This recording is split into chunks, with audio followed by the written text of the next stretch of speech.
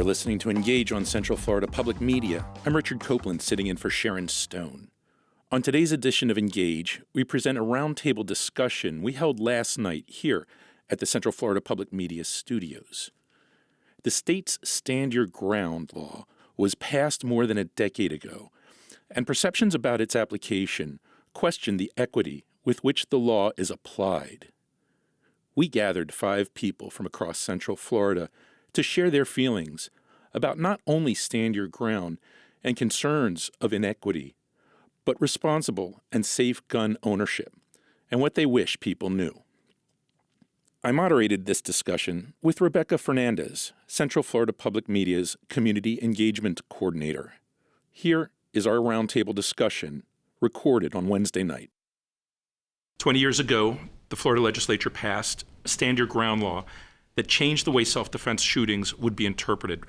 Rather than acknowledge an obligation to retreat from imminent danger, Floridians would be allowed to stand their ground, providing legal protection for shooting somebody posing a threat. Here in Florida, we saw the impacts of this law in 2013 when Sanford resident George Zimmerman shot and killed 17-year-old Trayvon Martin, an unarmed teen who was walking through the gated community where his father's fiancée lived. Under Florida's Stand Your Ground law, police were prohibited from arresting Zimmerman. Even after charges were filed 6 weeks after the shooting, a jury acquitted Zimmerman of murder and manslaughter charges. More recently, the story of Ajike Owens, a mother of 4 living in Ocala, had gripped the nation. Her neighbor, a 50-year-old white woman, had been harassing Ajike and her children for more than a year, calling the police on her children for playing in this neighborhood.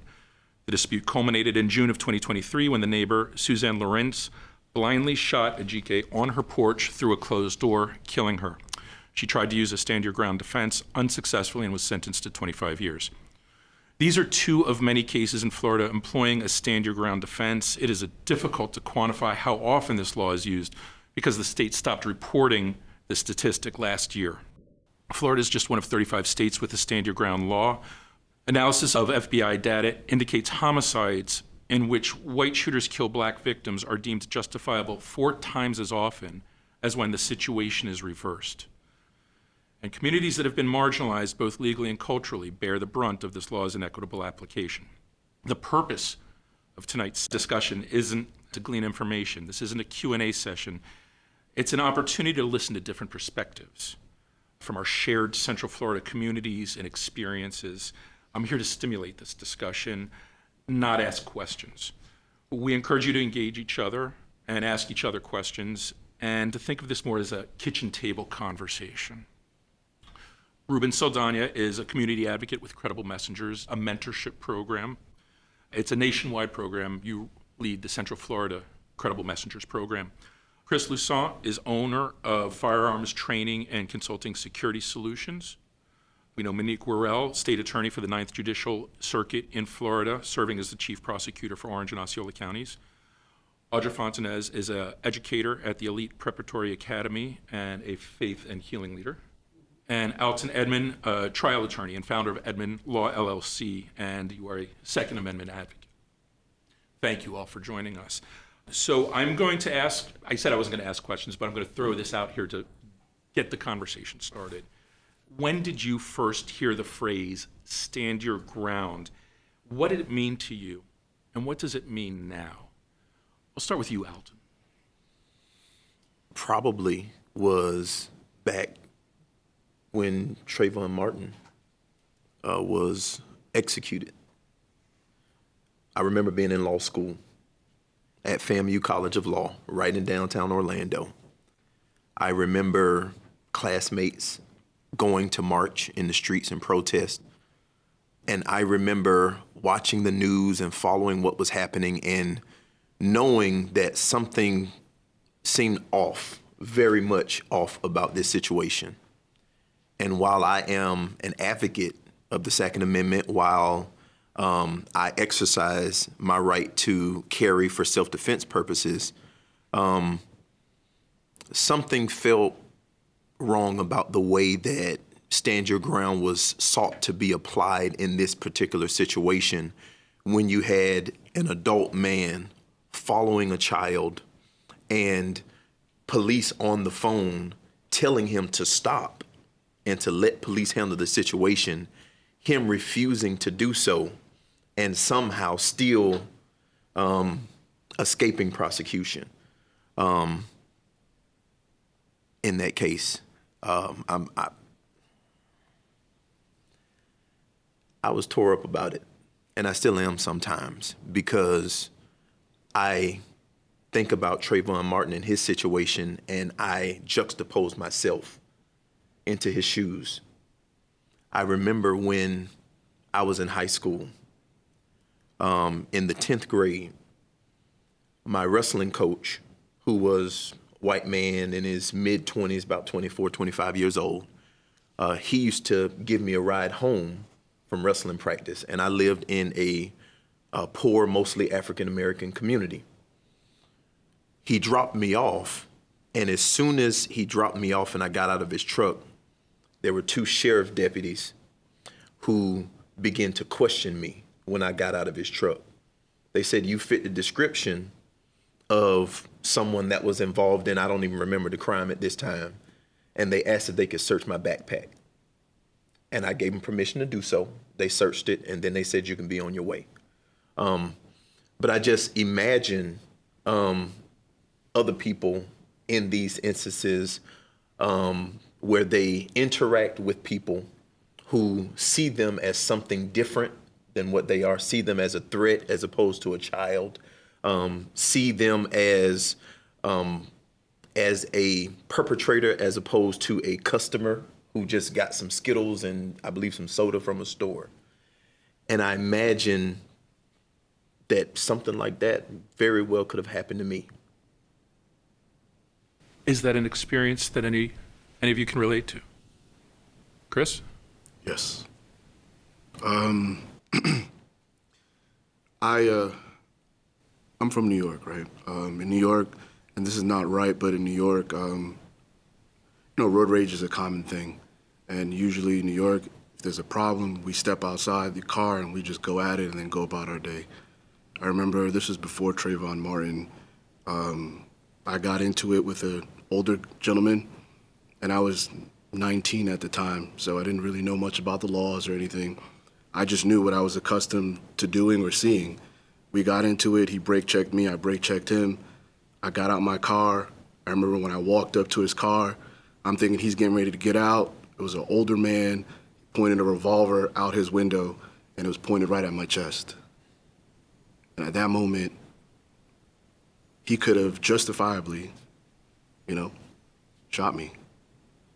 And so when the situation with Trayvon Martin occurred, and I started to learn more about the laws and things of that nature with what I was doing in life, I realized that that could have been his justification. My intent wasn't to cause him any harm. It was just, hey, two people going at it, and the situation could have escalated. And so yeah, I think about these things that whether myself or other people might have experienced and how the outcome could have changed. I had just turned 19, skinny little kid with a wife beater on and some shorts, listening to my music, and this older guy and I got into it. He brake checked me, I brake checked him back. He was giving me the finger, I'm giving him the finger, and he's saying pull over. I stopped, got out the car, and when I walked up to his car, he had a revolver pointed at my chest. What was your takeaway from that experience? That Florida is not like New York. People in Florida have guns. New York, we don't I've never had anyone pull out a gun on me in New York. It was back then. It was we would if you needed to handle something, you would fight. What we say, you square up, and then that's it. I dap you up, and we keep it pushing. Or if I don't dap you up, the situation is done and over with. You can't sort of count on that level of New York civility as a universal realm. Absolutely not. I was like, wow, okay. So these people have guns out here. Monique Worrell, this is very similar to a case that we've seen here in the community that relied on a stand your ground defense, albeit it was a little bit roundabout coming from Tallahassee in the way that it did.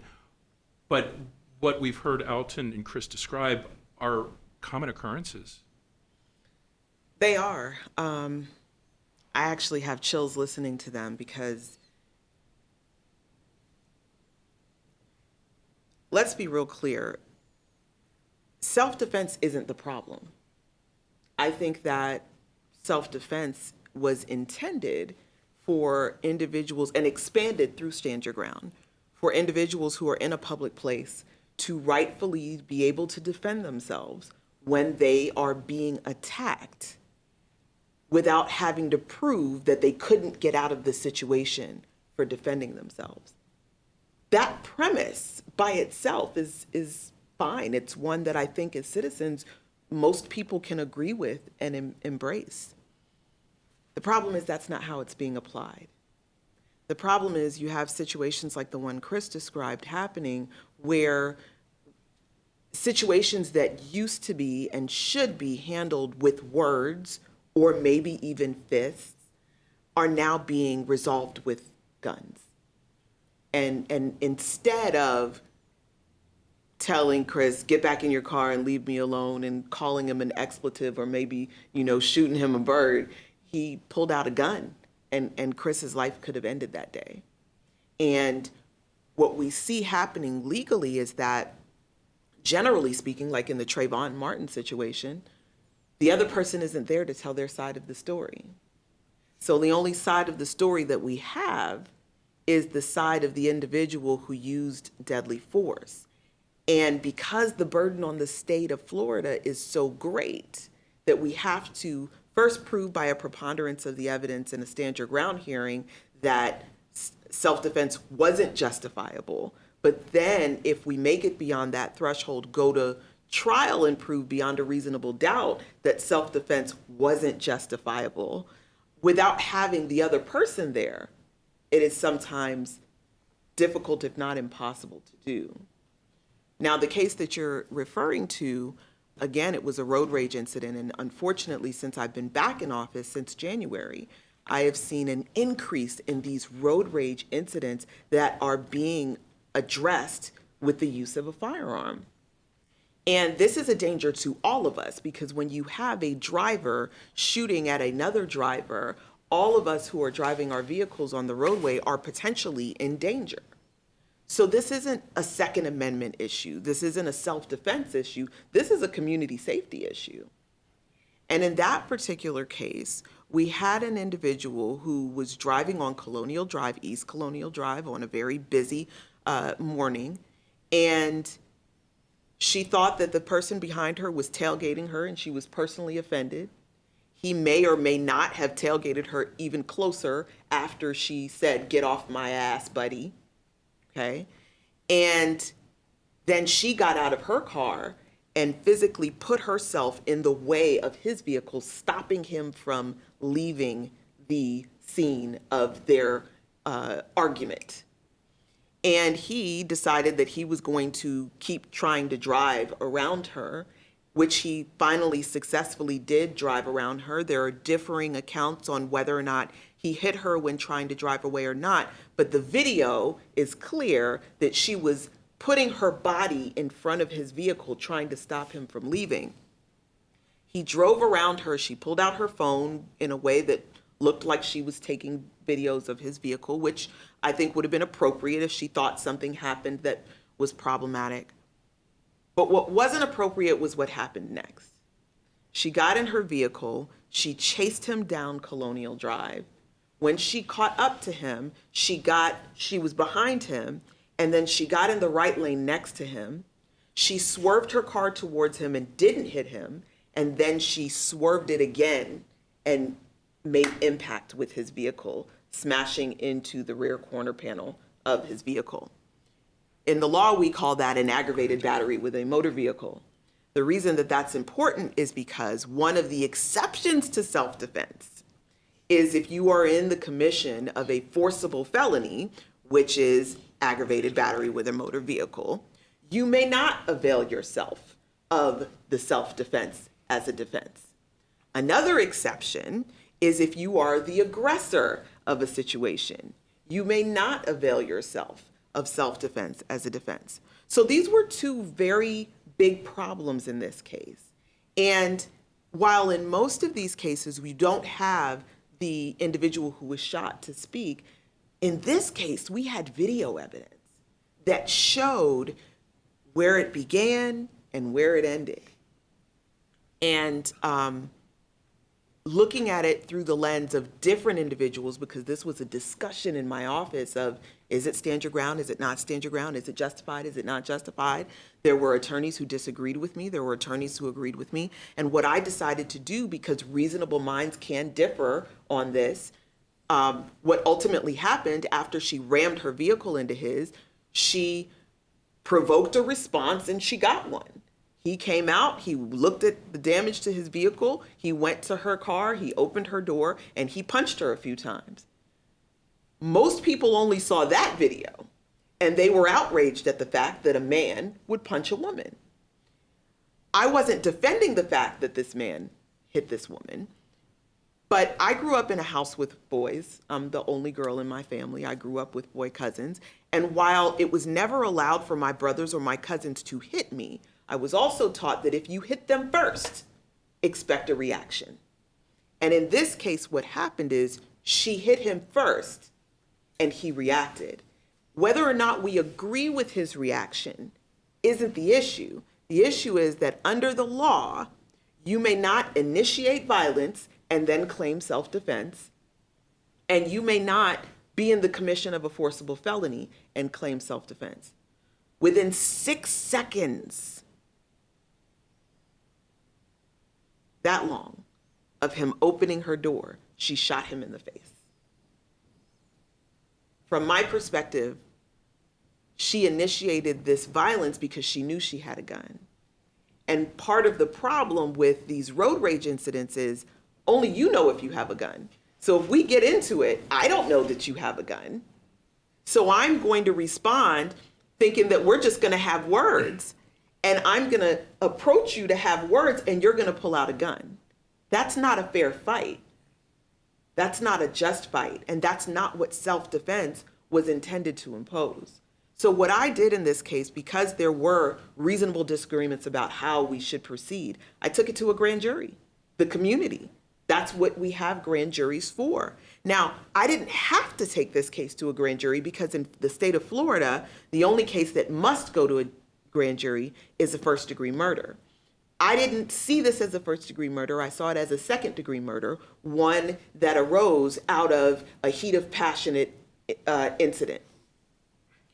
But I took it to a grand jury because there were reasonably differing opinions on how this case should be resolved. And I presented all of those arguments to the grand jury. I presented to them that this is a potential self-defense case. And I presented to them the reasons why I didn't think self-defense was justified. And a grand jury returned an indictment for second-degree murder. That means that the case should have gone to a judge. But this case didn't go to a judge because self-defense has now become a tool of political gamesmanship. So we can use self-defense to bolster the Second Amendment right that we all know and is well founded in the Constitution that we all have a Second Amendment right. So that's not a discussion, and that's not the argument here. The argument is, how can we promote community safety when we exempt individuals from the safeguards that have been put in place by the legislature, saying that if you incite violence, you may not avail yourself of self-defense. If you are in the commission of a crime, you may not avail yourself of self-defense.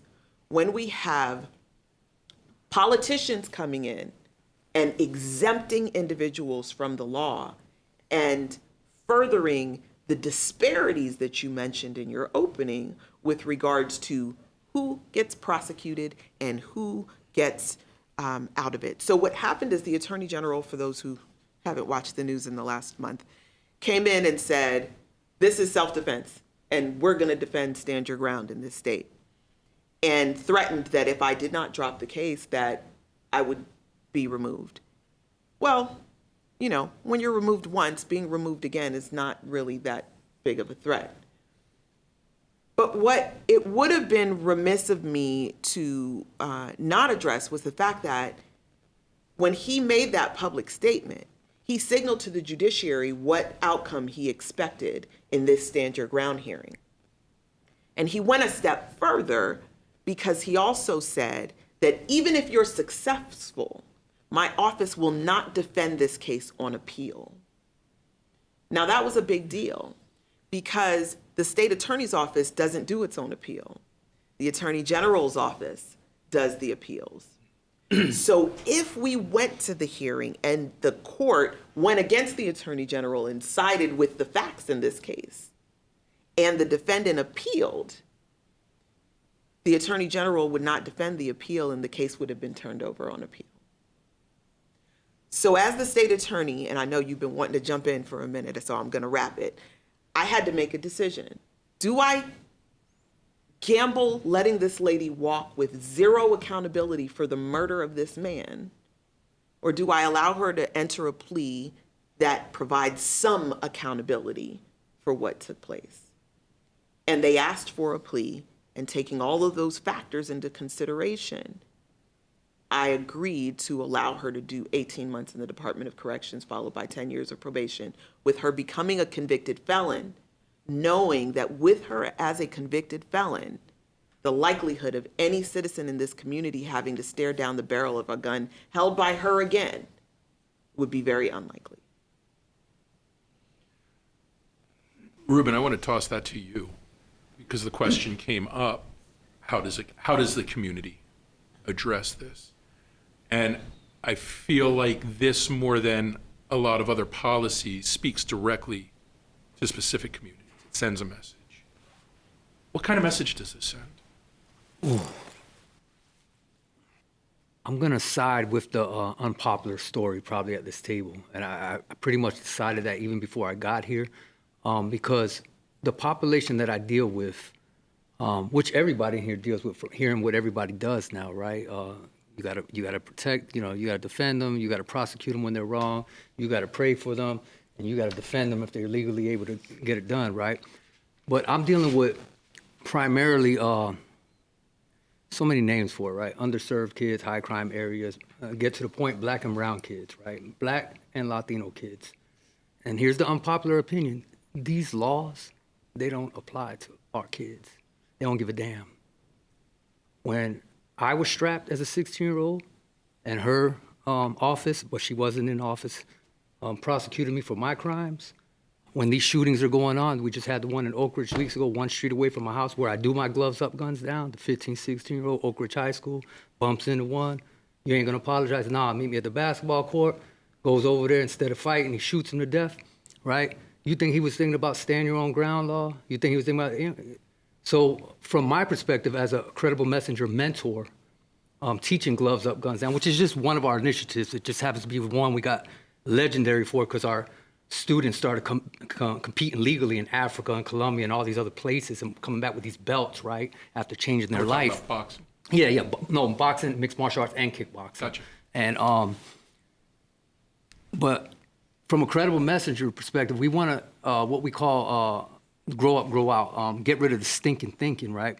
Our kids, they're not focused, they don't care. We can talk about these laws all day long. You think these kids give a damn about it? When they are strapped and ready to hurt, they don't care if stand your own ground, how many states do it, 30-something, whether Monique Worrell prosecuted that case last week or not, Trayvon Martin, they don't care. The enemy is not the state prosecutor. The enemy is not the white cop, right? The enemy is hatred of self, because who they're killing looks just like them.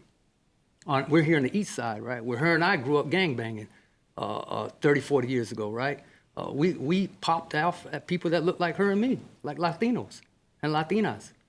And my area right now is primarily Haitian. They're popping off on fellow Haitians, right? Because when it's a Haitian against a black or a Haitian against a Latino, now it's a race war. And those are kind of rare here in Orlando, right? And so there's a self-hatred. And so to get to the point with the stinking thinking, what I teach the kids, and this is how it's communicated, what my duty is and my mentors is, if there's 30 pounds of guns right there and 30 pounds of dope right there, I don't give a damn if the CIA, the white man, the Colombian, the green man, the alien, I don't give a damn who put it there. You should have enough damn sense to know not to pick it up, period. That's the accountability that my neighborhoods, the black and brown neighborhoods, don't have enough of, in my opinion, in my expertise in 19 years in prison, starting as a child, and my expertise still in these red zone areas here in Orange County and all over the world.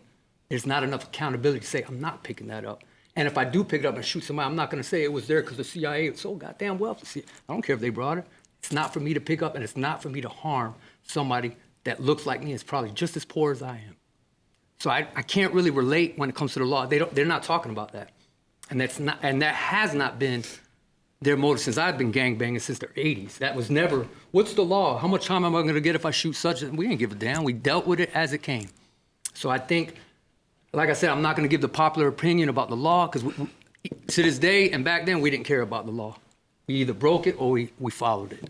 Audrey, I see you nodding your head in agreement. Yeah, I definitely agree with him. We definitely weren't thinking about the law.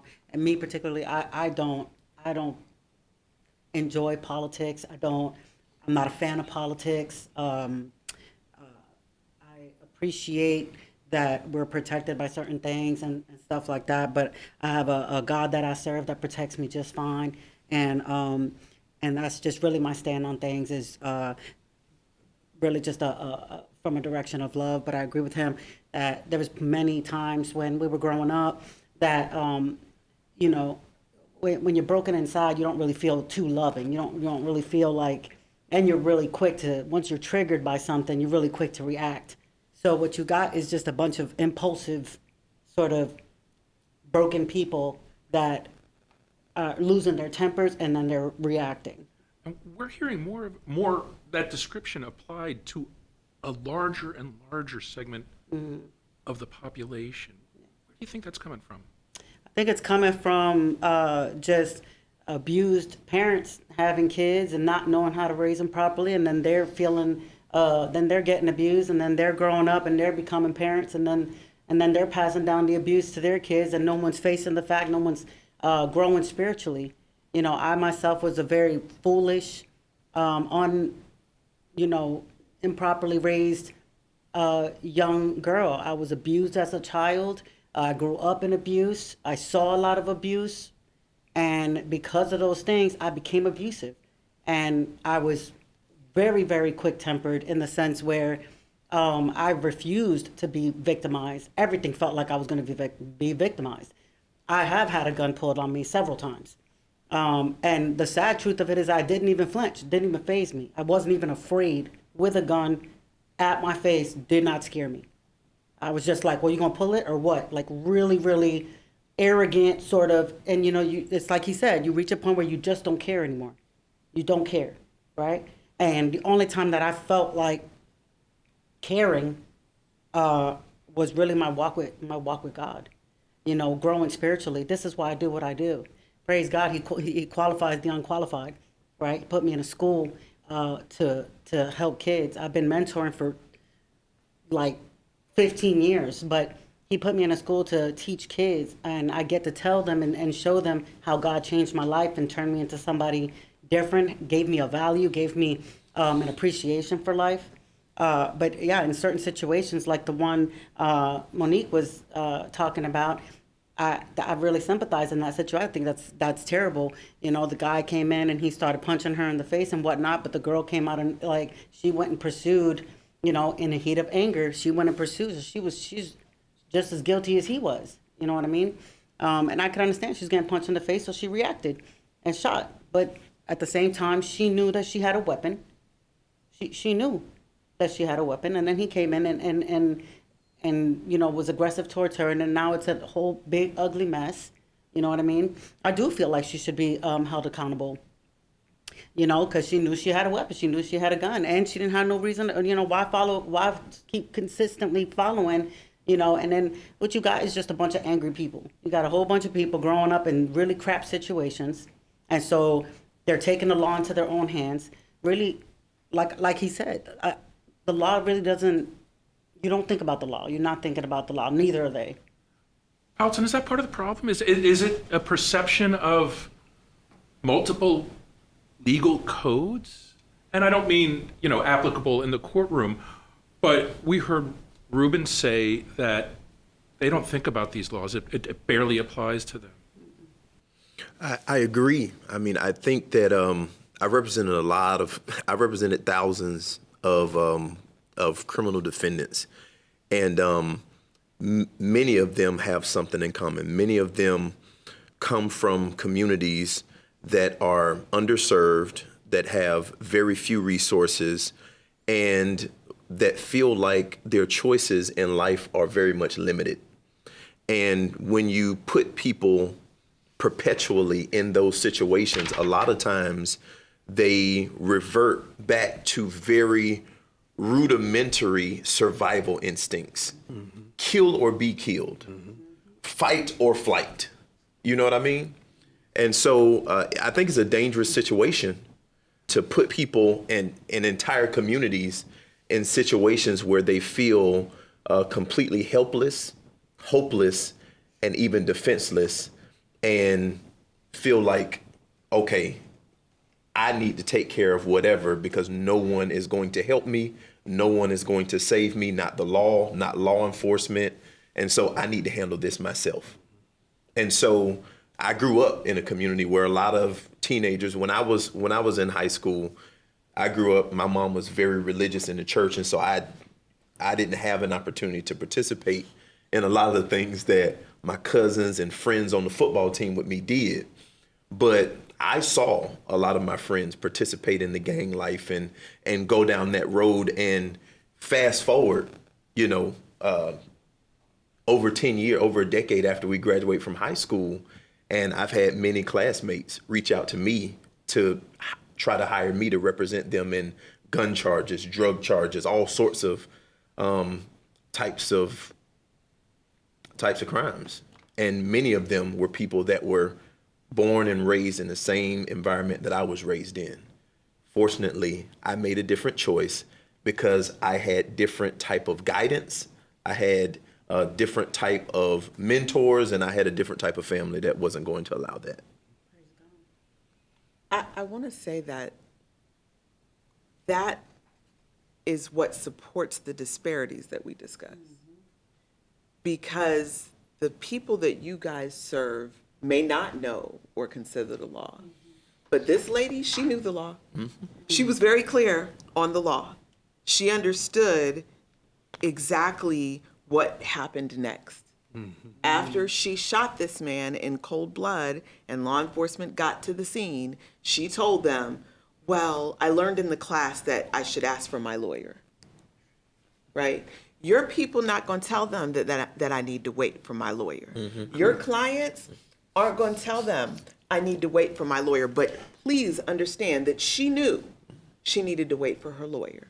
So what we're dealing with is a difference in how different communities are taught to respond to these sorts of incidents. There's sort of yeah, absolutely. I'd like to jump in on that because that's, with what I do, I represent that type of community, and I see there's a big difference between black and brown people, our black and brown community members that come to my classes versus my white counterparts.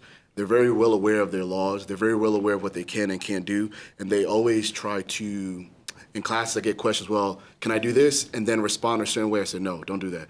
Just because you have a firearm doesn't mean that should be your go-to result. We call that the Superman syndrome. Just like people, when they get drunk, they get that liquid courage.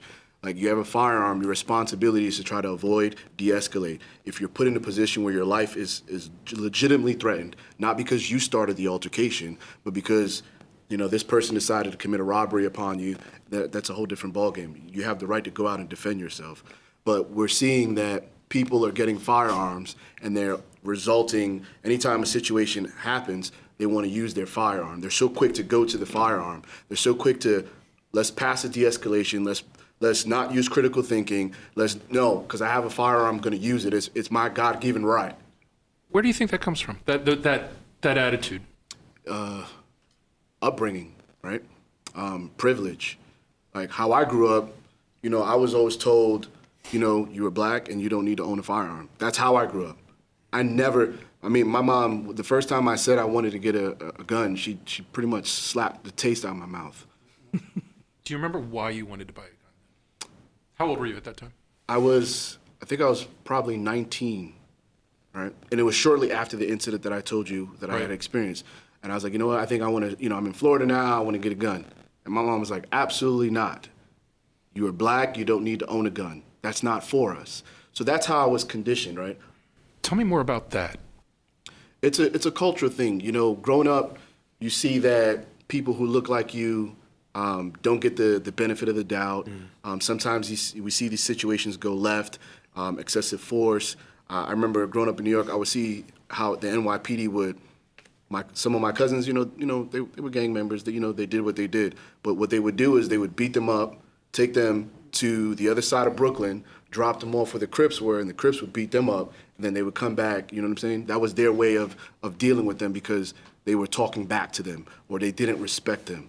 You know what I'm saying? So when you grow up seeing stuff like that and you see that the way the NYPD policed the Jewish community is not the same way they policed us in Brooklyn or even in the Bronx. We know that they know they can't do that with that type of community because, number one, that community has money. When you have capital, that means you have resources. That means you have connections. So I'm going to treat you with the utmost respect because I don't know who you may know, right? But when I'm policing in the hood, you guys don't know your laws. You guys don't have capital. You guys don't have resources. You guys don't have connections. You guys don't know your rights. You think you know your rights. And unfortunately, we see that sometimes in some of these situations. And I think what we're seeing now is more people in the community are learning that they need to learn their rights. They need to actually learn their laws.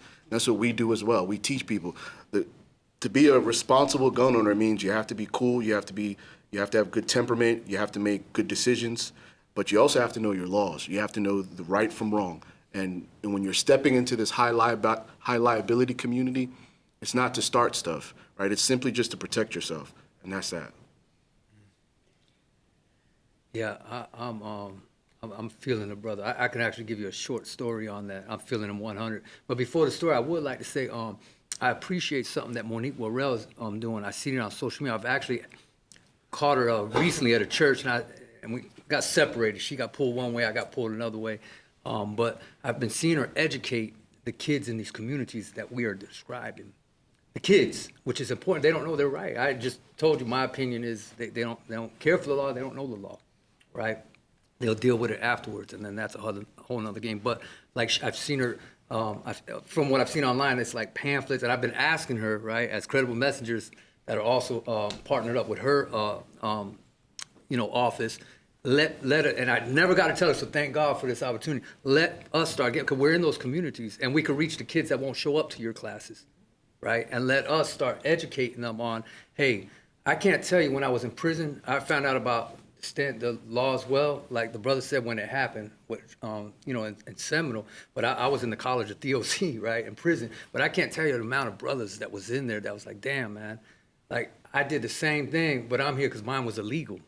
It didn't have bodies on it. There wasn't previous murder. They didn't know, they weren't taught by their parents or their school or their environment, hey, we're going to go get a gun legally, right? Because like you said, it's not culturally acceptable. But to go back to my story, I'd love to get some of your education materials or brothers like you into these areas that the credible messenger mentors are in, and let's talk about it. Absolutely. Educate them, right? They don't have the education, and I'm not qualified to give it. When I got out of prison for doing 19 years, my first wife, Audra, who we're divorced now for 5 years, we're still cool though, right? But she was legally, no, this is why I was feeling you. She was legally strapped, right? And I told her, I said, listen, if we're gonna get married and live to it, you gotta get rid of it. I don't wanna be around it. I don't want the legal casing, law. I don't even wanna learn the law. And she's like, bro, like you got a lot of enemies. I said, I don't want, because I don't want you to have to use it for me. And I said, and then I have a feeling that it's not going to be the same story as everybody else. I was scared, even as a Latino, right? Who we have a little more white privilege than black folks, right? A little more, because we got some more white blood in us, right? And so just being real about the situation, I told her that she got to get rid of it if she wanted to marry me. And then knowing her temper, like back in our days, right? Yeah, See, the state attorney's in here. Don't do it because Miss Monique's in here. We ain't trying to open up no. So we ain't trying to open up no. But knowing her reputation. Yeah. I don't read about this meeting in the Sentinel. Knowing her, right. Knowing her, well, I'm all over the Sentinel for that and the good stuff now. But knowing her story, I was like, no, you're a hot temp. We're not doing this. And so I was scared to even have somebody My wife, who could legally own, To protect locked up. I didn't want it. I told anybody, I would have rather been shot than shoot somebody. Right now, 11 years later, after our divorce, watching the environment and watch the cowboys, that my mind has changed. I like for people to be legally strapped around me now because I feel unprotected now. I can have all the martial arts, box skills. That ain't gonna save me, Correct. Because it's a cowboy state now. The smiles are there, the cowboy hats are out, and I don't want to, come to a gunfight with a toothbrush, right? Absolutely. And just brush some teeth to sound good, right? No, we could absolutely Yeah. get together. Monique's doing some great work. I want to thank you for providing more insight on that case, because I've gotten literally about 100 messages or text messages in regards to that specific incident, and knowing how you care about the community, and knowing that, like for me, I have to always be objective when people are calling about, hey, this situation, that.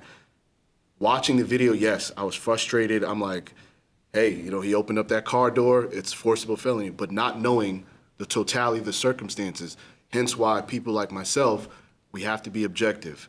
Like, even when we're teaching civilians, we tell them, hey, you have to be objective, because what you see in that video may not be the full backstory. And once you're provided with that additional context, it can change what we're looking at, right? And I didn't know that, and I didn't speak out on it because I didn't do my due diligence. I didn't look at any reports or anything like that. So you providing that information provides clarity to the legal and responsible gun owners who are looking at that situation, who only saw that 10-second clip and said, well, Chris, hey, he opened up my car door. That's a forcible felony, right? I perceived that as a threat. Yeah. However, not knowing, she initiated. And that's one thing a lot of gun owners typically tend to do, who are not properly trained, or who try to manipulate the system. They think that they can be the aggressor, and then once their behinds start getting handed to them, now let me go to the gun, So you can't do that. You can't force people to respond a certain way, and then now you want to cry wolf because now you're actually getting bit. So that's why it's best to have good judgment and try to avoid those situations at all costs. So 9 times out of 10, if she didn't have a firearm, she would have driven away and Exactly. got her business. Exactly. Right? Yep. So it's very, very clear when you look at the series of events. She was out of her car, big and bad, blocking him from driving away. Bolden. Yeah. Because she knew she had a gun, and if things got left, then she would be able to use it. respond Correct. that way. And as he was out of his vehicle, looking at the damage to his vehicle, before he ever started to walk towards her, she was doing this. Digging in. She was doing this. The cameras all around show her moving towards the middle. So she was getting the gun ready. She was prepared. She was prepared, because otherwise she would have driven away, or she would have locked her door, Correct. or she would have done something to protect herself. But I believe, and I can't say with certainty because I don't know her mind or her heart, but the evidence showed me that she wanted to shoot him, right? She wanted to shoot him because otherwise... She wanted it to reach that point where, all right, let me go use my gun. Yeah. And I think, so thank you for that. And I'll pass that information because I got so many calls about that. And I'm like, Well, the look, news only reported one part of it. Correct. Right? And that's why, unfortunately, we can't depend on the news for the whole story, because they have a 30-second clip and they're going to put in that 30 seconds what they think What is is most sensational. important and what's sensational and what's going to give them the clicks and the likes and all of those things. But to me, this was a very clear-cut case that self-defense was not appropriate. And unfortunately, the politicians in Tallahassee only watched that part of the video as well. And they weighed in on something that they didn't have all of the information on. And this is how politicians interfering with the law, and now the law is only applied to certain people and not to others. And that's where we have the injustice and the inequity in our system. And that breeds even more injustice. Yeah, because there are people that put these people in political positions that are watching what they're saying and what they're doing. And those people are on my juries. Those people are deciding guilt or innocence. And these are the people with mentalities that are influenced by their political leaders and the people that they look up to. And so it's a cycle, and it feeds into itself, and it's dangerous. Breeding anger. We'll continue this discussion on the application of Florida's Stand Your Ground law in our communities and gun ownership. You are listening to Engage on Central Florida Public Media. The Wrap is a podcast from Central Florida Public Media, curating the top Central Florida news stories and in-depth reporting each week.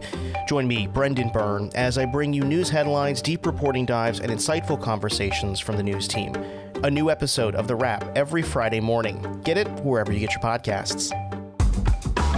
You're listening to Engage on Central Florida Public Media. I'm Richard Copeland, sitting in for Sharon Stone.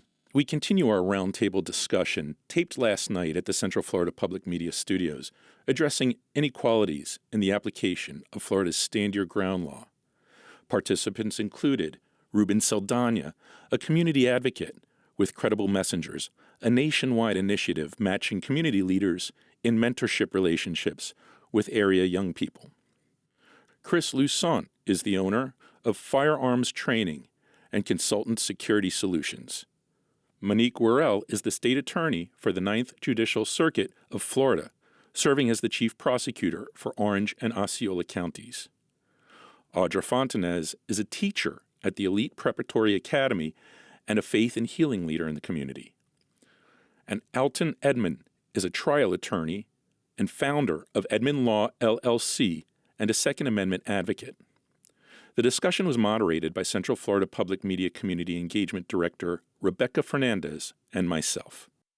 It is so clear that each and every one of you is so deeply entangled with all of the issues that this law seeks to address in some way. I wonder, what do you think this law gets right, and what does this law miss? I will say that for Black and brown communities, when we see situations occur, and we see that, if it's a white person that's trying to use Stand Your Ground versus a Black person, what it does is emotionally, it triggers friction.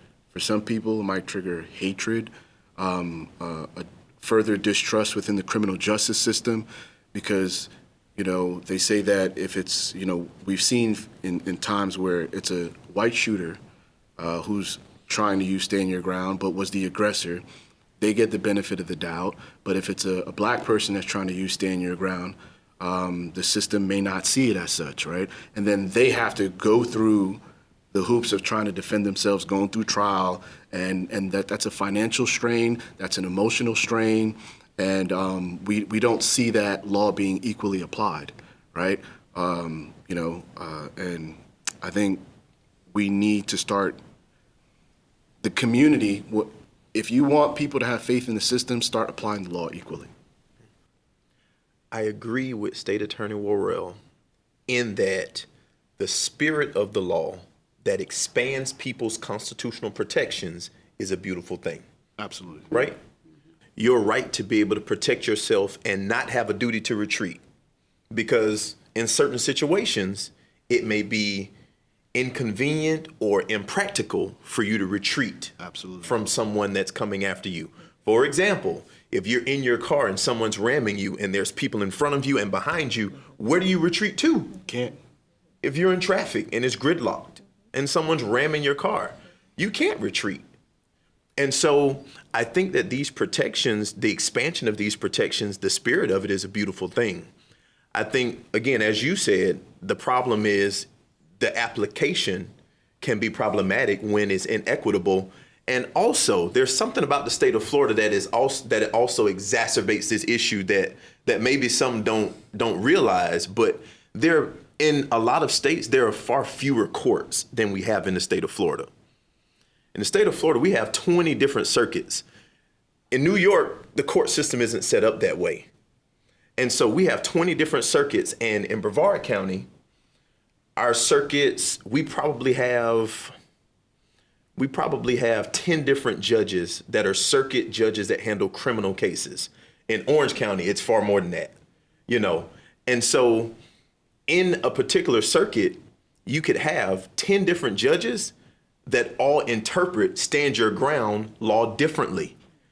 And if the appellate court over in Daytona doesn't correct it or issue some ruling, all of those circuit judges can continue to apply stand your ground law differently. As they see. Now multiply that by 20 and think about every circuit that we have in the state of Florida and all of those circuit judges basically having carte blanche ability to decide for themselves what is protected, what is not protected, and appellate courts and Florida Supreme Court sometimes taking 5, 6, 7, 8 years before you ever get a clear answer on how this issue should be resolved.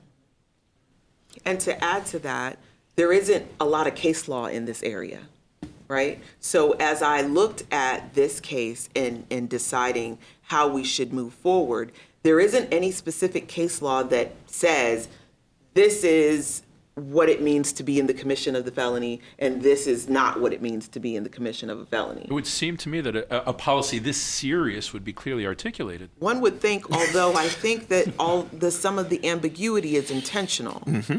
Add to that, though, the individual prosecutors making the decisions about what is self-defense and what is not self-defense. So you talked about the judicial circuits and you talked about the judges within the judicial circuits, but within each prosecutor's office, you have prosecutors making decisions every day about, is this self-defense or is this not self-defense? In this particular case, the prosecutor who had this case decided that it was self-defense. And when I looked at it, I said, well, wait a second, this doesn't look like self-defense. So at that point, I said, well, listen, I have to do my part to solve this problem. From now on, any case that you're going to decide that it's self-defense in this office needs to come through me. Because I want consistency in how we are treating people in this community and not just having it be arbitrarily decided by the particular assistant state attorney whose desk this case came across. Because we are all going to be looking at it from different perspectives. We're going to bring our own cultural experiences to it. We're going to bring our own upbringing to it. And that's natural. I'm not saying that there's anything negative about that. But the community deserves consistency. And the only way that I can ensure that we are treating these cases consistently is if I'm looking at every single case. And that's how I ended up being the one to take this case on, because I want to make sure that we're doing it all the same. So at least what's coming out of the state attorney's office in the 9th Judicial Circuit is all the same. Now, what happens when they get to the court, I can't control that. Correct. I can only control what I control. I think there's like a whole poem about that. And so Alton, I want to ask you, as somebody who works with people that are in these situations, we've got an experienced prosecutor, an experienced defense attorney, both saying that the number of judges, the number of prosecutors, the space allowed for interpretation just leads to confusion in the legal community. How does this get parsed out in the communities with Central Floridians, gun owners, property owners, people who could find themselves in a legitimate stand your ground scenario? How are they to interpret this? People often rely on what they see on social media, what they see on television, what's popular, word of mouth, he said, she said, but people are not relying upon reliable sources, in part because the reliable sources aren't even that reliable. As we indicated, or as I'll speak for me and not for anyone else. As I indicated, there are so many different ways that laws are being interpreted because of the different courts, prosecutors, so on and so forth. I'll give you an example. Recently, I was working on a case because in the state of Florida, you know that medical marijuana has been legalized at the behest of the populace. But for decades, it has been the law that when a car is stopped and an officer smells marijuana, that is probable cause to search the vehicle. But now that the smell of marijuana does not within itself indicate that an illegal action has occurred or that a law has been broken because medical marijuana is legal, there's a legal issue there. And the circuits have a lot of different ways that they interpret it. And so I was dealing with this case in Brevard County, and in Brevard County, the law wasn't on my side because of the specific facts and what the Fifth Circuit of Appeals in Daytona decided. But I looked at the law and I was researching, but in Pinellas County, the officer's search would have been unconstitutional and my client would have been protected had they been pulled over in St. Pete. The same way, same facts, same circumstances, but in St. Pete, their actions are perfectly legal and the officer's search of their vehicle was illegal and they should have been let go. And it's hard to talk to my client and tell them, well, listen, I'm sorry that this is happening, but in this situation, the best plea deal that we could get might be the best idea for you, because we can't try this case and win it, and we don't have grounds for a motion to suppress. But that's what we have, and we're stuck with it. And you can't expect lay people to be well informed if legal experts are having issues understanding and having consistent rulings on certain issues within the state. Audra? I just think we have like a bad moral problem, just in general. Just in general, morally, people think it's, they're just going based on emotions. They're handling things based on their emotions. This includes people in politics. This includes people that are working for the court system, the justice system, officers. They're all operating from a place of whatever emotions they're dealing with and whatever they got going on, and everybody else is just going to have to deal with the consequences based on that. If you take one situation, and one side is going to say, yes, this works for me, and the other one's going to say it doesn't, but either way, you're wrong somewhere, right? It's not going to sit well with one side at some point in some way. So, for example, if you shoot somebody on your stand your ground, that person's family is still going to hate you no matter what. They're still going to feel like it's unfair. They're still going to feel like it's not okay. It doesn't really matter what the letter of the law is. Right. This is why when the program started years ago, I was ready. I was ready to do this root camp program and everything because I knew how desperately the community needed it. You guys don't really need, you need people to start from when kids are small. Mm-hmm. This is why being in a school is so important to me, because you got to catch them when they're nice and small. You know why? Because they're already being affected by their parents who are already affected. So what are we teaching? Are we teaching them responsible gun ownership and use? Are we talking about I think at a certain resolution? age, I think at a certain age you should, and I do think that you should be teaching kids about hope and faith. And about just being kind and goodness, teaching them the 9 fruits of the Spirit, bringing them close to their spirituality. Because all these kids is walking around with these big holes in their heart.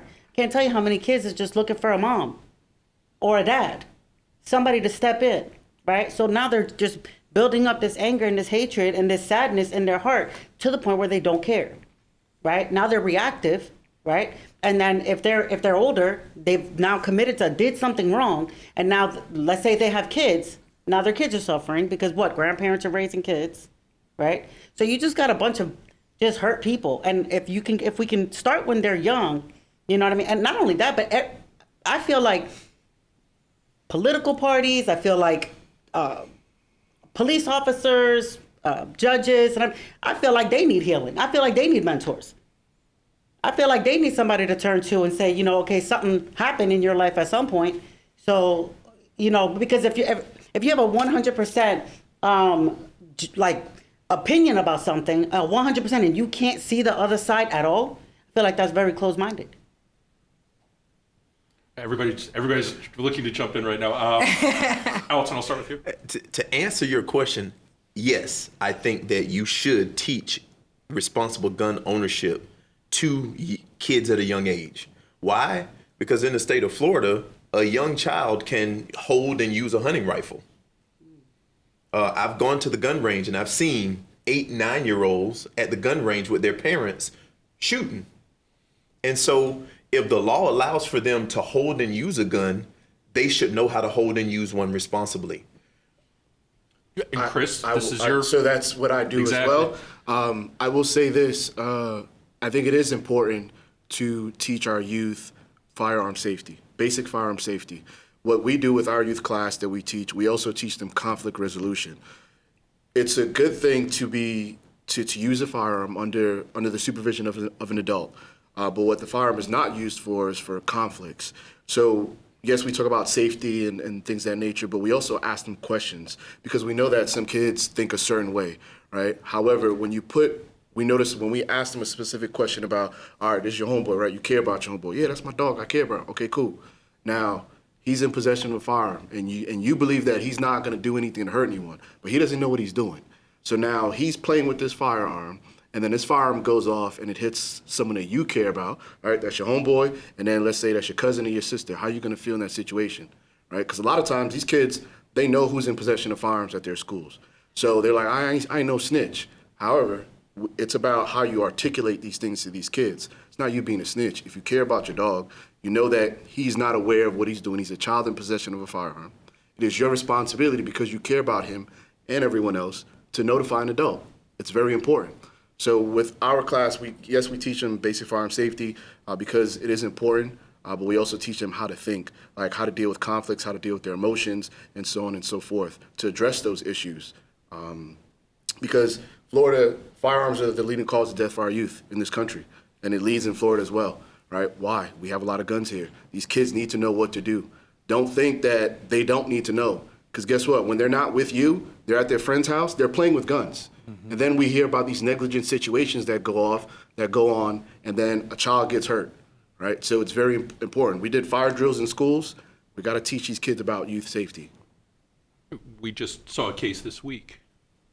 Very unfortunate case. Two young children found their twins. I think they were 4 years old. Four, 6, somewhere. Found their mother's gun wedged between the cushions of the couch that she forgot she had left there. So, there's multi-generational opportunities for education there. Clearly, Ruben, are today's youth receptive to this messaging, and also acknowledging that What message? the youth in Winter Park are going to interpret a message very differently. No, but what message? What message are you saying? About responsible gun ownership, about conflict resolution, about what role a gun plays in a person's life. Conflict resolution, I'll say yes, but everything else, I'll have to definitely say no. Why? What does gun ownership or gun possession mean for those youths? We can go start with the music, the TV, or politics. Who's the biggest, baddest, one with the biggest nuts? The one with the biggest guns. The one in the movie that's a victim getting robbed, getting his chain taken, is not the hero of the day. The one, give it a homeboy, right? That's the hero. The strongest country in the world has to stand by helicopters and military tanks and 100,000 people like this with rifles, right? It's not the peaceful one sitting there praying for everybody. That's not who our kids are looking up to, right? And then in the music industry, right? It's not the ones sitting there hugging each other, even though the tunes and the beats might be good, right? No, it's the ones toting the guns, right? So visually, the toughest, baddest son of a gun in environments of oppression, in environments of poverty, in environments when there's victims, right? You have to be or act like and wear that mask of the biggest, baddest son of a gun. And what's the image other than what I have not seen no other image except the ones with the biggest tank, the biggest gun, the biggest fighter, right? The Muhammad Ali's, the Mayweathers with the millions of dollars, and right, we've had Muhammad Ali's son come out here and give a good message about this same stuff, right? He was a victim. He can't fight like his father. He's been here to Orlando with us several times. And Monique, Ruben's mentioned something that both Audrey and Chris have mentioned, and that's the role of media. Has the media warped what the perception of self-defense and stand your ground should be? And, you could take it from a vigilante film streaming on Netflix down to a police procedural that you might see on the networks. I have so many things to say. I'd love to hear that. All right, so first to answer your question, I don't think the media, I think the media has distorted it. I don't think that's intentional because I don't think the media themselves understand. What don't they get about it? It's confusing. If the lawyers and the courts haven't figured it out, then certainly the media can't figure it out. When I gave my press conference after the plea regarding this case that we talked about here today, I was so frustrated because when I saw the reporting, it was clear that no matter what I said, they still didn't get it. They still didn't understand that this wasn't about win or lose. This was about the fact that there were guardrails put in place to stop people from instigating violence and then claiming self-defense. And that's what this case was about. And not one outlet reported it that way. So I don't think it's because they are intentionally trying to mislead the public. I think that this area is so broad and so vague that people don't really understand what it means. And I think that what we see happen is people use misinformation and they think they can start stuff and then finish it with a gun if it gets out of control for them. And there are some instances where that's true, but not most of the time. And I think that it just leads to the confusion. But I want to swing back to what Audra said, because I think the premise of all of this is our morality as a society. We have escalated to such a violent place where we can't even just disagree agreeably.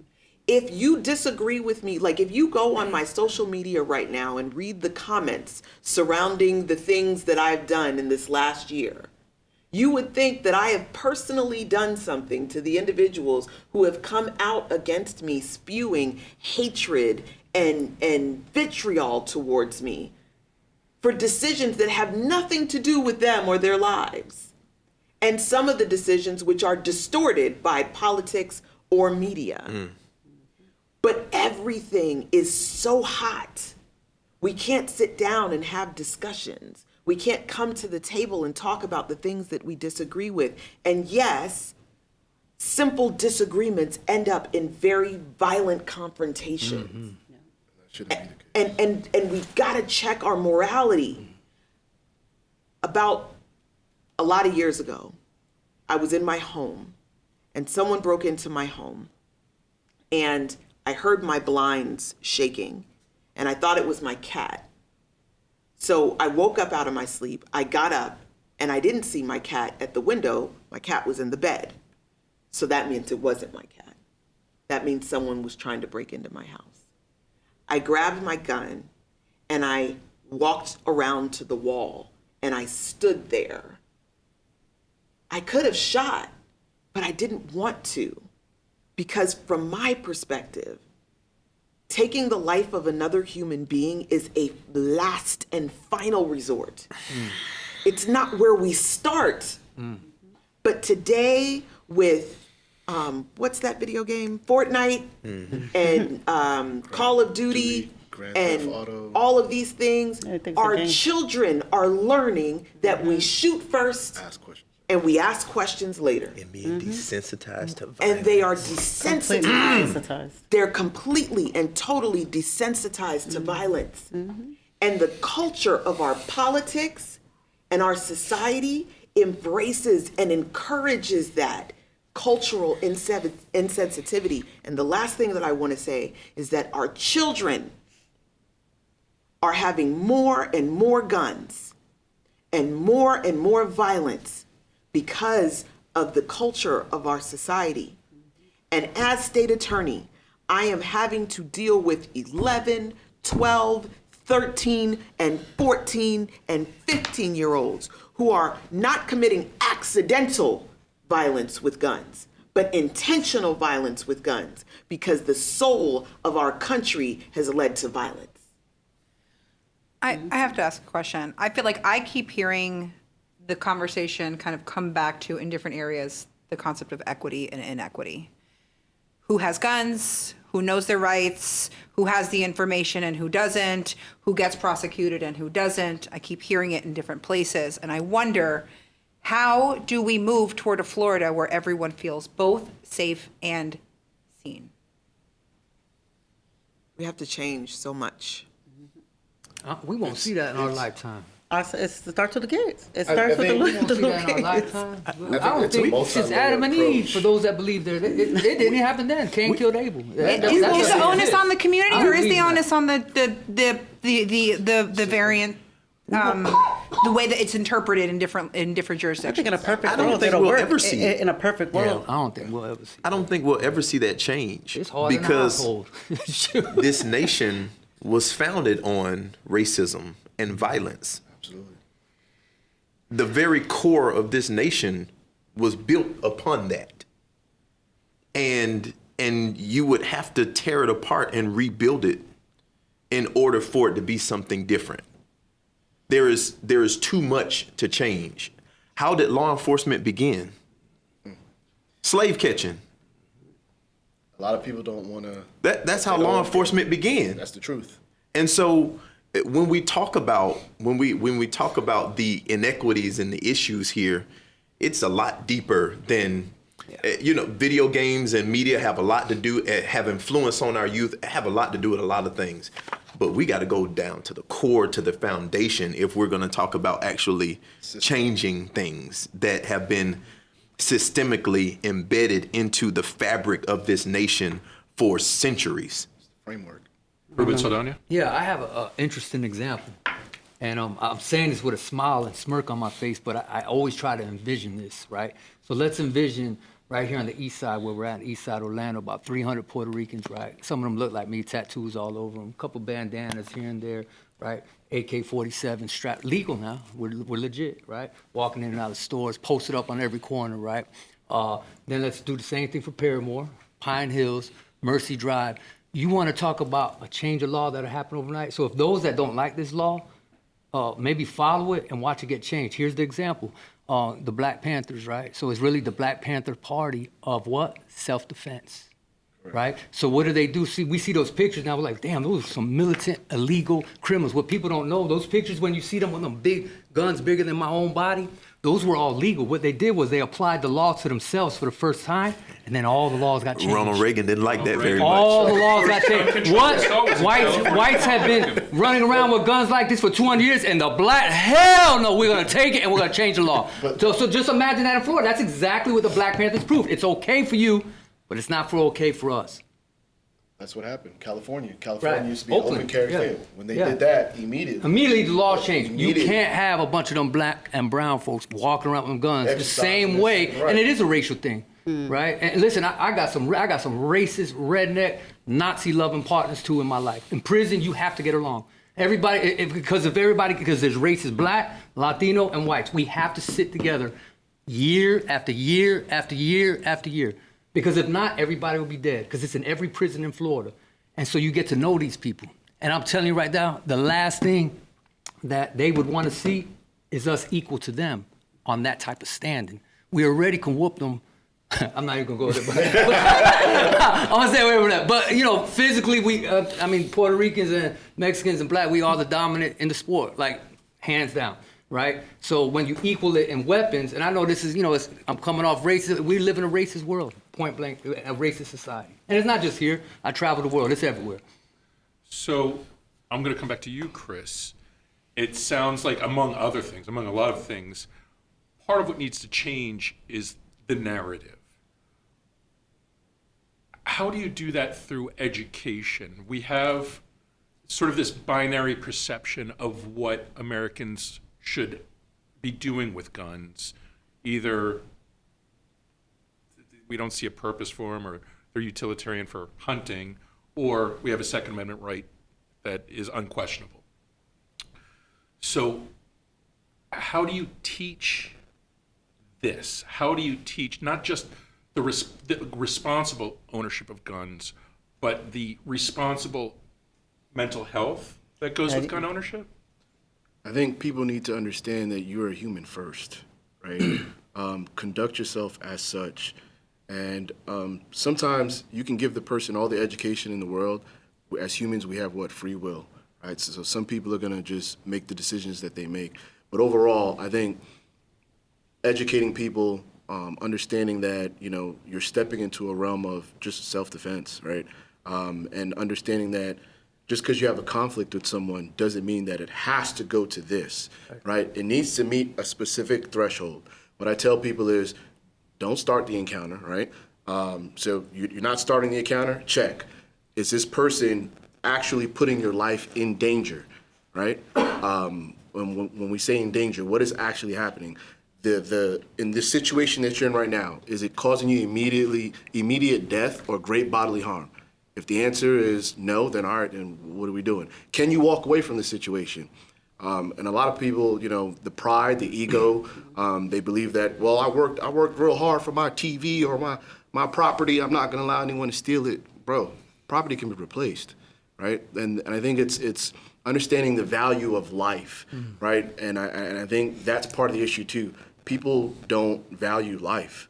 And when you have that along with ego and privilege and I have a firearm and Superman syndrome and so on and so forth. Is it the same conversation with a white Floridian that you would have with a black Floridian? You're talking about two people that could have very different both perceptions and interpretations of the law and how it applies to them and who would be applying it to them.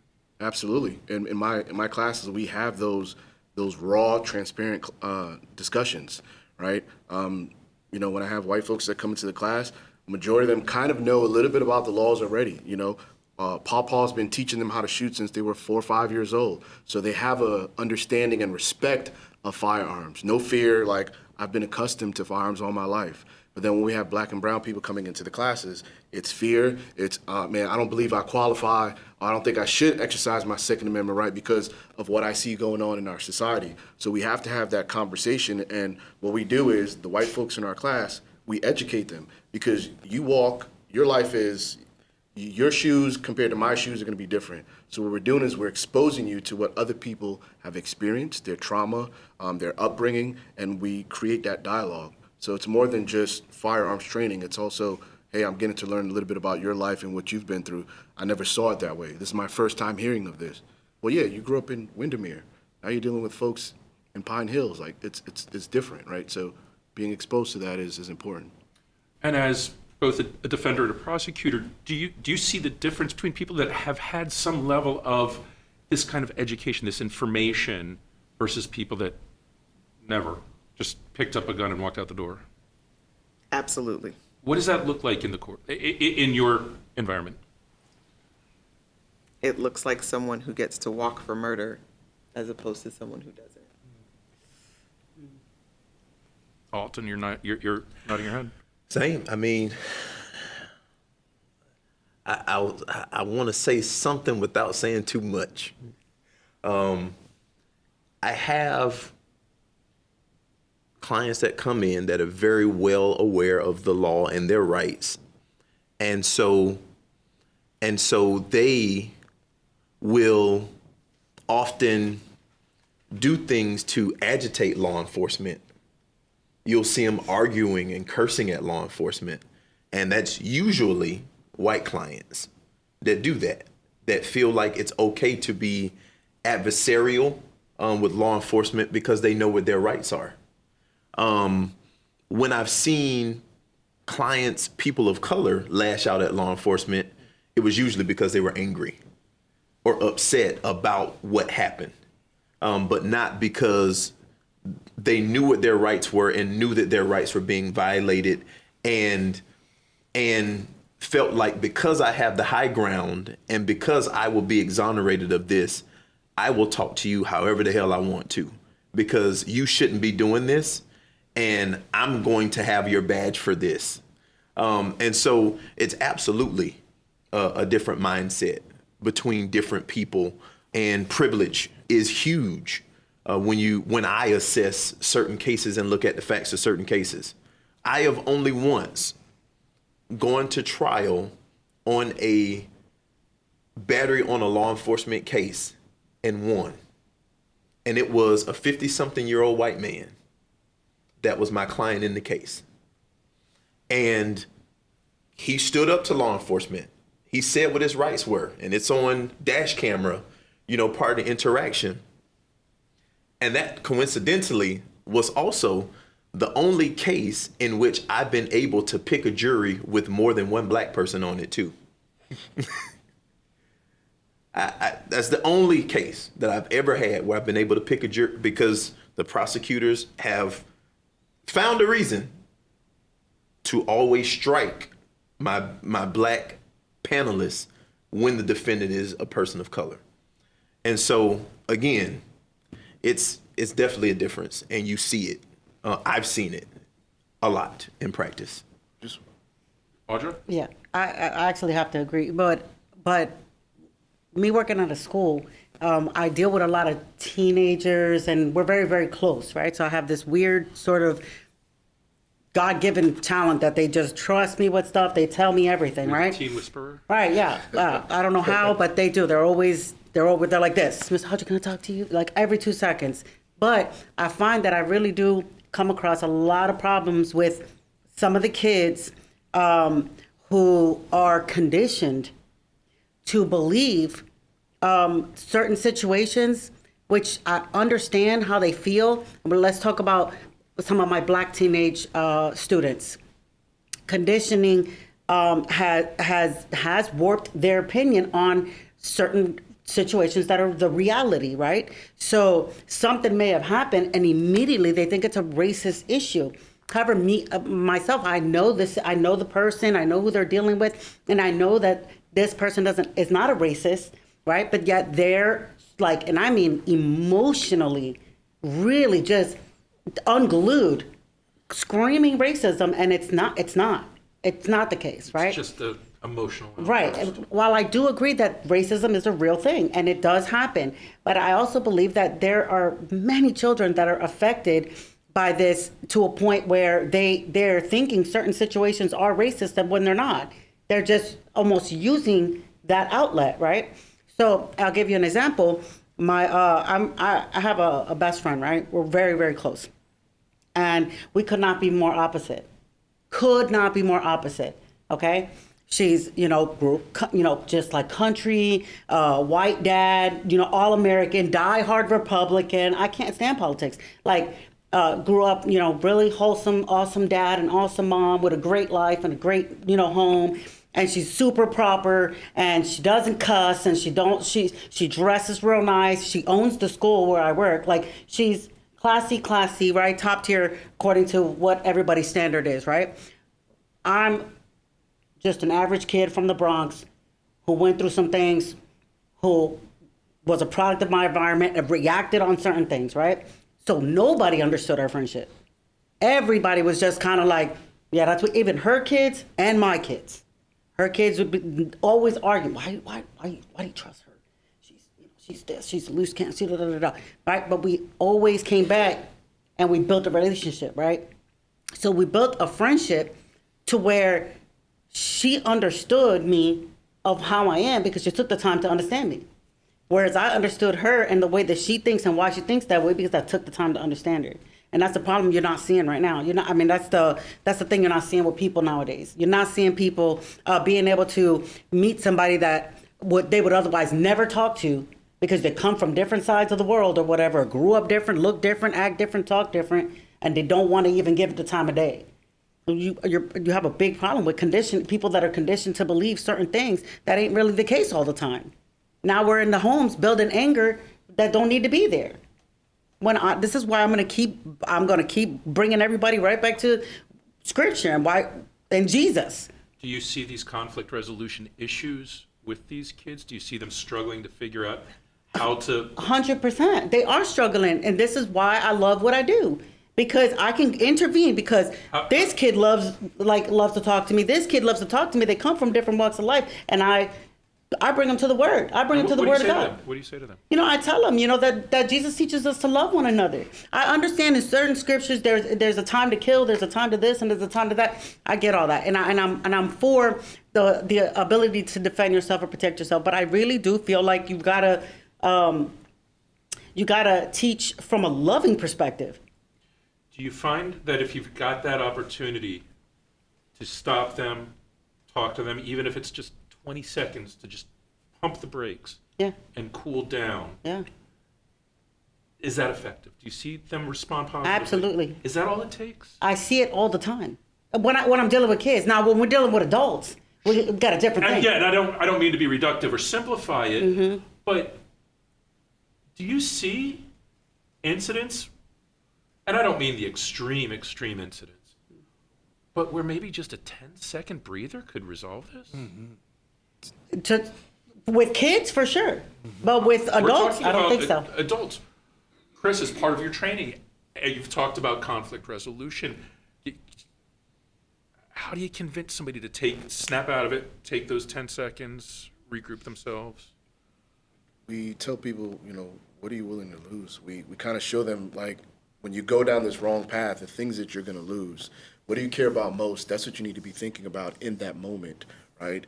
A lot of times disengaging, taking a deep breath, relaxing, actually just really thinking through, like, set the emotions aside. I know it's hard to do, but that's something that if you choose to carry a gun, you have to learn how to start doing that, right? You got to start reconditioning the way you think, reconditioning the way you feel, understanding reaction versus response. Like, you decide that you want to step in this realm, then you have to do the work. So teaching people how to, like, hey, just sometimes just slow it down. Like, just stop. Like, look and really assess what we got going on here. I always tell people, is it worth it? Is it worth you losing your life? That's it. I think when we tell people, look, the decision that you're getting ready to make, is it worth losing your life? A, is it worth losing your family? B. And that's usually how we can get people to really start thinking on the right side. Because people are protectors, right? They want to protect their loved ones. So going back to that, right? You got your children and your wife at home. Are you willing to lose them over this? Is it worth it? Ruben, you deal with young people that don't have a lot of self-worth. How do you impart that kind of message? He hit it on the money. My biggest eye awakener, it was in Brevard Correctional Institute. I think they shut that down now. This is back in 1993. They had a guy come from outside, sat us all in a room and said, I want everybody who had the chalkboard to name what was most important to you in society. And then he had a separate list that he didn't let us see. So, it's family, my wife, my boyfriend, my dad, my grandparents. Grandparents came up a lot, right? We were all 25 and under YO camp. Then he turns around, he said, okay, on this list, I've asked this 3,000 times. These are the top ones. Look, and it's up here, no coincidence. He said, all of you are liars. Every single one of you, you're all full of shit. This is what he told us. He said, you're liars, blah, blah, blah, blah. So, we're angry, we're jits, we're all walking around with this false ego, right? And he said, if you really cared about these things, you wouldn't be sitting here talking to me. So how do we transform that? So I'm hearing you talking, I'm reflecting on that. I'm like, damn, he's so right. So we need to transform that thinking now, prevention before detention. Absolutely. We need to get rid of stinking thinking now. We need to brainwash them. The whole brain needs to be washed anew, right? To the morality that we're also at. So we have to catch them now. Like, I don't know which one was saying, maybe Audra, really young. I mean, we already know we could look at the third graders, fourth, fifth grade, and we could tell who's going to be in the county jail. Looking at the third. So if we know that dictates how the negativity is, the population in the jail, why can't we use that age to dictate positive results as well? Because a lot of times they're like, no, we want you to mentor to the ones 15s. And I tell them all the time, man, let me get them 5, 6, 7, 8-year-olds too. Because they're being influenced by them 13, 14, 15-year-olds. So yeah, we need to transform and make them see their value now, out here, not in there. And Ruben, at what age will these youths start recognizing the racial disparities of these policies? When will they become cogent that there's a population in Central Florida that these laws aren't being applied to? And when we're locked up, that's when we start saying that. It's too late. It's too late. Yeah, we're locked away. I have never seen youth from the hood in these red zone areas having a whole conversation about the law, about how it should be applied. Never. And I've done this all over the world: Chicago, New York City, Compton, LA. She's been with me to half of them.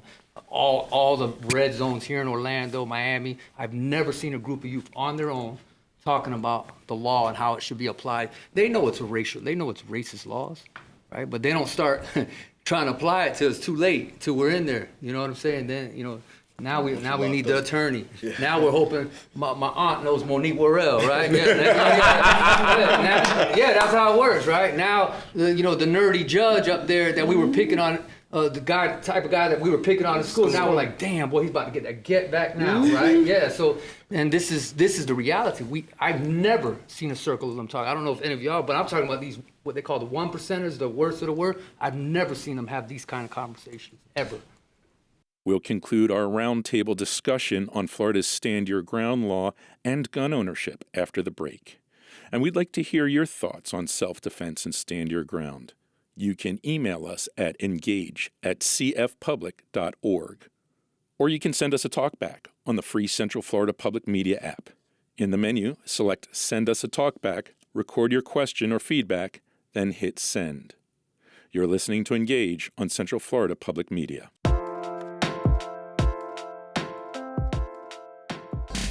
There's a lot going on in space, from efforts to land astronauts on the moon and liftoff of Artemis 1 to answering the age-old question, are we alone in the universe? Wouldn't you want to know if there was life on another planet? Are We There Yet? Explores space exploration every Tuesday at 6:30 here on Central Florida Public Media. You're listening to Engage on Central Florida Public Media. I'm Richard Copeland, sitting in for Sharon Stone. We conclude our roundtable discussion, taped last night at the Central Florida Public Media Studios, addressing the use of Florida's Stand Your Ground law and the perceptions of the law across Central Florida's diverse communities. Participants included Ruben Saldana, a community advocate with Credible Messengers, a nationwide initiative matching community leaders in mentorship relationships with area young people. Chris Lusant is the owner of Firearms Training and Consulting Security Solutions. Monique Worrell is the state attorney for the 9th Judicial Circuit of Florida, serving as the chief prosecutor for Orange and Osceola counties. Audra Fontanez is a teacher at the Elite Preparatory Academy and a faith and healing leader. And Alton Edmond is a trial attorney and founder of Edmond Law, LLC, and a Second Amendment advocate. The discussion was moderated by Central Florida Public Media Community Engagement Director Rebecca Fernandez and myself. Monique, earlier you alluded to, and I'm not going to drill down on this, but you alluded to almost an intentional vagueness behind the crafting of this law. Clearly, the application of Stand Your Ground is perceived differently in the communities than it is in the courtrooms, in the hallways of the courthouse, and in Tallahassee. Do the inequalities that you're describing, are they reflected in the statistics? Is there a cogency of that inequality, of that inequity of application? I know that the statistics show that when you look at the application of Stand Your Ground law, who the shooter is and who the victim is matters. So I think the answer to your question is yes. With regards to the vagueness, though, it makes what the Attorney General did in this case easier, because it's easy for him to come and say, this is clearly self-defense, when there isn't any case law to say that it isn't or that it is, right? As the Attorney General, people are going to listen to him because he should know what he's talking about, even when he doesn't. So I think the vagueness is what creates the chaos, and the chaos that Alton talks about with different judges making all these different decisions and different state attorneys' offices and different circuits, and that I talked about with different state attorneys within the same office making all of these different decisions. And I want to say, too, that there's also a disillusionment among prosecutors and not even bothering to go forward because they just don't know. And when you have a prosecutor that has a docket of a couple hundred cases, if they don't know that they have a good chance of winning a case, not because the case law is clear, but because it's so vague and it just really is the luck of the draw, what judge you end up in front of and how they're feeling on that day, how the case is going to be decided, that is a disincentive for them to go forward on a particular case. And that's not justice because a person is dead.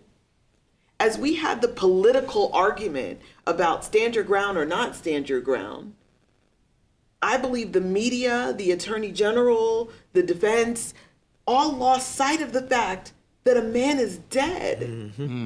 That last Christmas, Michal Setkoff's family did not have him sitting around the table because he was engaged in a dispute with another citizen. We're talking about human life. And the fact that it can be dismissed, well, he shouldn't have hit her. She shouldn't have rammed her car into his. And how can we justify the murder of another human being because someone reacted poorly to being taunted. So I am optimistic that we can fix it. I know that's different than what has been said here, but I think it is going to take us as a community, white, Black, Hispanic, Republican, Democrat, independent, defense attorney, prosecutor, law enforcement, people who are in disenfranchised communities, all coming together and beginning to value human life again, in spite of what our culture has said. If you could change the way that this discussion is presented, that the way that Stand Your Ground, the purpose of it, the narrative behind it, even the history behind it, the way that this is communicated to the residents, to the communities, how would that change? Is it just changing the words? Is it more than that? What should we try that we haven't tried yet? We've been dealing with community violence like this since the mid 80s. It's not a political issue. Like, let's take politics out of this. This is a humanity issue. Mm-hmm. Who are the humans we're talking about any of us sitting at a stoplight in our car when Tina Algeo gets out and shoots Mihal Setkov and misses and shoots one of us instead. So how do you change the narrative from this is an acceptable way to resolve this conflict to this is an unacceptable? Because currently, Americans, Floridians, believe that the way to solve a problem is to pull out a gun, shoot somebody, and then hope that a self-defense or stand your ground holds up. I don't believe people really believe that that's true. I think that what has come to this discussion is stand your ground right or not? Are they coming for our guns? Is this anti-Second Amendment discussion? I think that no matter what side of the table you sit on, fundamentally we agree that it is not okay to kill people in the middle of the street because of a road rage incident. I think we all agree. I don't think that that is disputed. I think that where it becomes tricky and you see people dig their heels in is when we make it a Second Amendment issue, or a I don't like a stand your ground issue, or this is a Monique Worrell issue, or it's a Democrat or Republican issue. That, I think, is what causes the noise. But I think fundamentally, as a community, we don't agree that that's okay. Chris, can we separate stand your ground from Second Amendment? Are those intertwined in a way that they can't be separated? I think so. Stand your ground is just that the ability to protect yourself, right? Stand your ground doesn't always mean that it's with a firearm, right? I think you can. I think the bigger thing is, like, we're all saying humanity, right? Your decision making, understanding that, life, right? There's no true value in that. Once you take it, like, it's gone, right? It's not like you can get it back. So understanding that is something that you have to cherish, that is something that we as people got to get back to understanding that we're all humans, and you have to have good decision making. And I think that some people out there value life. I can look at you and you and you and everyone else, and I see that this is my brother and my sister, and I'm going to treat you accordingly. And there are some people that I look at you and I don't see you as an equal. So because of that, I'm going to respond to you a certain kind of way. And I'm in possession of a firearm, so stand your ground says, well, if I feel threatened, because that's their interpretation, so just your mere presence, because you don't look like me, or you don't sound like me, you're not from my neighborhood, or you look a little rough around the edges, well, I'm in fear for my life, and I'm going to go to what I think I should do to protect myself. So how do we find that return to a reverence for life, a valuing of life? You would say spirituality. I would definitely say Jesus. biblical. If you go into if you just get familiar with the word and you start to grow your relationship with God, you would understand that all of these things, we are all united. He calls to unite each other. We're all supposed to be loving one another. You have another issue with mental health problems. We got people that are struggling with things in their thoughts. I definitely think you should go under like a mental health evaluation to even have a firearm, for sure. But the way the laws are, it's not gonna, people are taking the laws into their own hands, and they're making these things. But I'm a firm believer that it all stems from their brokenness. It all comes down to their inability to have emotional intelligence and regulate themselves. This is why I keep saying we go back to when they're young and start helping them understand. This is why I love the Word of God, because it teaches you to love one another no matter what you look like, no matter who you are or where you come from. You're supposed to love one another. You're supposed to live life with joy and peace, and have patience, and be kind, and have self-control. And in a perfect world, we'd all have self-control. And if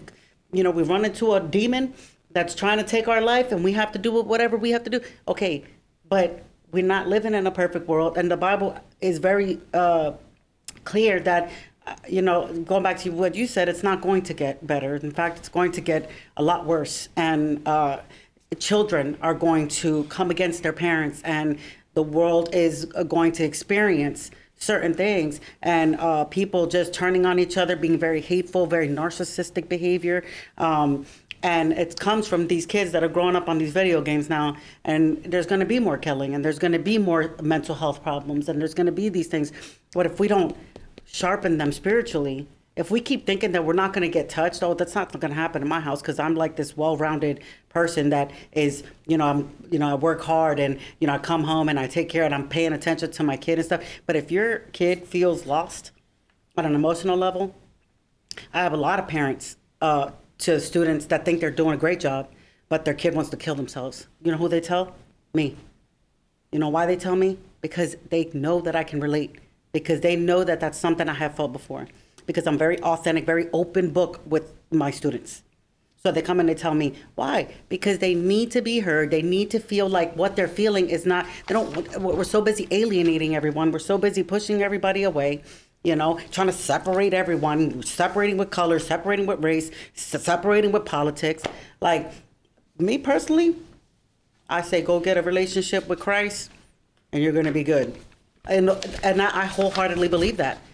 I wholeheartedly believe that if you can grow spiritually, there are plenty of people that I grew up with a bona fide hatred towards. I mean, a bona fide hatred, to the point where if I had a gun at the time, I would have killed them. I would have killed them. Okay? So in my sickness, right? You say we need or maybe it was you said something about, a healing or whatever, but God promises to give us a new heart. He promises to give us a new heart. Why? Because we were born with this brokenness already. We got generational curses. We got all of this other stuff going on. And then our actual lives that add to the problem, right? So getting close to God and understanding that your heavenly Father, you might have had a trash life father, but you got a heavenly Father who loves you, right? And when your children feel loved, or when you feel loved, there's a lot of guys out here don't get respected. And then they're reacting towards that, right? There's a lot of women out here that aren't being heard, and they're reacting towards that, right? And it all comes from a brokenness that they can easily fulfill with the relationship with God, right? So I would say start with youth. Fix your relationships by loving each other instead of being so focused on yourselves. I spent a lot of time focused on myself. Oh, but I want this, and oh, but I want to be respected here, and I want to be told this, and I want to be shown this. Why? When I could have easily just given that. And we all want something, but we're not willing to give. We all want these blessings, but we're not willing to look at ourselves and self-reflect and say, okay, well, maybe I'm part of the problem. Maybe it's my perspective. We need a renewing of the mind. We need to be transformed by God. A renewing of the mind. I can see why somebody did something to me, because now I understand that somebody did something to them. And that's why they were affected, and they just weren't strong enough to understand the spiritual warfare that they're going through in their life. They're not comprehending, right? But you know what God did for me? He made me realize He humanized them. He said, this is my child, right? Who is lost and didn't have the strength to grow spiritually and understand that they're loved, so that they don't continue to perpetuate the garbage, right? So I've lived both sides. I've lived life without Christ. I want nothing to do with it. I was the hard-headed one, like he said. I was the one that was like, yo, if somebody mess with you, I'm shooting them. That's it. Like, it was just a natural reaction. And like you said, I was not afraid. That's what happened. We desensitized, I believe the word you use. We're desensitized. I was desensitized to the point where I had a gun in my face, didn't even care. Shoot me, bro. Go ahead. Right? Didn't even care. But now I value my life so much. I honestly think that if somebody was to pull a gun, I sincerely believe that I would try to immediately go into prayer, immediately offer a hug or an embrace or something, because I see a lost soul. I see somebody who is living a life of pain, and they are trying to reflect, they're trying to mirror that pain, and they want to hurt people because hurt people hurt other people. And that's where the problem is. I personally think that if we can just pull everybody closer, unify them, we wouldn't have this problem. It's the same thing when I get into it when it comes to politics. I'm like, my gosh, at this point, I mean, even Jesus would have been a person that wouldn't be allowed in the country at this point. You know what I mean? You know what I mean? Jesus would have been like, nah, you got to go home. Like, that's crazy. Like, you know what I mean? So I don't. That's why I can't do politics. That's why I can't do it. Because you'll have to literally deport Jesus Christ. We have a little under 10 minutes left. Oh, so sorry. No. I get on fire for God. I can't even stop. I love your passion. I want to go around the room and close with this. I want to ask you what you wish people understood about the Stand Your Ground law and the impact that its application has. And since I started with you, Alton, I'll give you the first shot at closing us out. I wish people just understood on a very basic level what I sat down and taught my godson about 2 weeks ago when I was sitting on the couch with him and my shirt came up and he saw my weapon on my hip, and I began to educate him on firearm safety. A gun is a tool, not a toy, that can be used to protect or destroy. And human life is valuable, and very much due care and course should be taken before you ever make the decision to take that away from someone. Because when you take away human life, it can never return. Monique Worrell? I want people to know that self-defense law is not without limitation. That there are provisions that say that if you are the aggressor, or if you are in the commission of a forcible felony, that you now have a duty to retreat that Stand Your Ground as we know it otherwise had taken away. And that you must use every method possible to retreat under those circumstances before being able to have a legitimate claim of self-defense. So there are limitations on Stand Your Ground, and it is not okay for you to shoot or kill someone after you started or instigated or incited violence. And that in the Ninth Circuit, in spite of the interference from Tallahassee, as long as I sit in this seat, you will be prosecuted. Dr. Fontanez? I have to agree with her, to be honest with you. You know, I really do. I have to agree. And I just think that, you know,